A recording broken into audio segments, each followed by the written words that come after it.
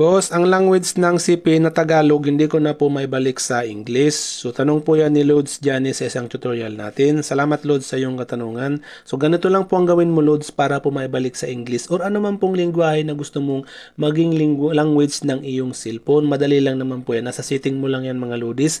So ganito lang po ang gawin mo para po mapalitan yan or maibalik sa dati. Munta ka lang sa setting ng iyong cellphone, i-open mo po. And then, pagdating po dito sa setting ng iyong cellphone, hindi po lahat pare-parehas ang setting ng ating mga cellphone. Depende po yan sa model at brand ng ating mga cellphone. So, kung ang cellphone nyo po mga Lodis ay yung mga old model na keypad, wala pang internet, ang gawin mo po, hanapin mo po ang system or other language po. Okay, so dyan nyo po yan makikita. So para po dun sa may mga internet at mga touchscreen, ano man pong model at brand po, hanapin nyo lang po dyan ang search button or search setting ng iyong setting. Lagi po yan, lahat po yan Lods may mga search setting or search button.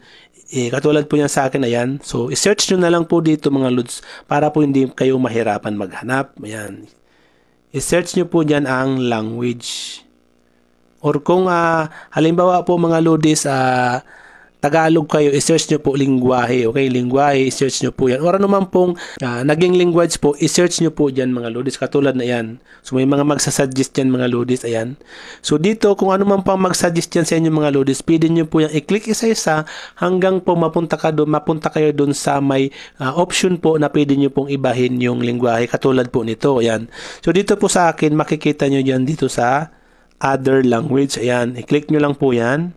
O tayo po dito, ito po yung tatlong yan po yung nakasit na or naka-default na lingwahe sa aking device. So pwede po kayong mag-add niyan or pwede po kayong mag-select kung ano man po ang gusto mong, di ba? Ano mong language, okay? So kung gusto mong mag-add po ng iba or gumamit po ng ibang lingwahe, click mo lang po ang other language na yan. Minsan naman po, diretso na yan, kailangan nyo lang i-scroll dyan. Click yung other language and then lalabas po dito yung mga lingwahe ng inyong cellphone. Available po yan. Lahat po yan ay pwedeng maging lingwahe ng cellphone nyo. Ayan. So piliin nyo na lang po kung ano po ang gusto nyo dyan na lingwahe. Katulad po nito, halimbawa kasi yung English nakuha na po. So kung gusto nyo pong halimbawa po gusto nyo Indonesia, i-click nyo lang po yan. Ayan. Katulad yan. And then i-click nyo po yung apply language. Ayan. So pag napili nyo na lang po, ma-add po yan dun sa lingwahe or dun sa primary language. Ayan. Ngayon po, pag nakalagay na po yan as primary sa pinakataas po, ibig sabihin po yan, yan na yung magiging primary. Yan yung magiging lingwahe ng iyong cellphone. So kay Lods, gusto niya maging English, halimbawa ganyan English, i-click mo lang po yan. Ayan. Or ang iba po, bilog yan mga Lods ha. Ayan. Ang iba bilog yan, hindi po ganyan na slash. So, depende po yan sa cellphone natin mga Lodis. So, pag naisit nyo yan mga Lodis, makikita nyo naman po agad-agad yan, magbabago agad nyo ng lingwahe dyan.